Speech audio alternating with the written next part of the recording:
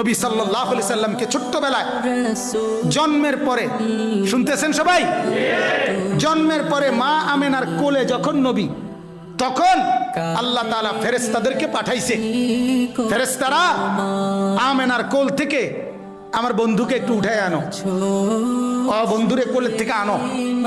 আনার পরে ফেরেশতারা আল্লাহ তাআলা বলেন তুফু বিহি মাশারিকাল আরদি ওয়া মাগারিবাহা।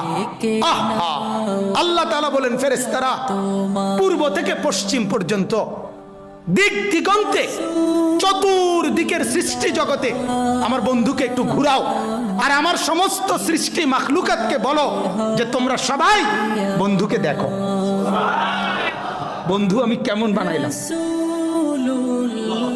বন্ধু আমি কেমন বানাইলাম। আল্লাহ বলছে ফেরেশতাদেরকে ওই আসমানকে বলো, এই আসমান দেখো মাওলা তার বন্ধুকে কেমন বানাইছেন, দেখো না, নাকটা দেখো, চোখটা দেখো, কান দেখো, হাত দেখো।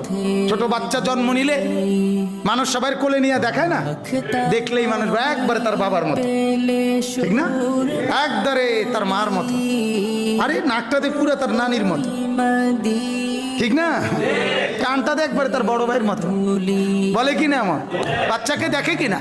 রব্বুল আলামিন বলে ফেরেশতারা আমার কায়নাতকে দেখাও, আমার সৃষ্টিকে দেখাও যে বন্ধু আমি কেমন বানাই, কেমন সুন্দর করে বানাই।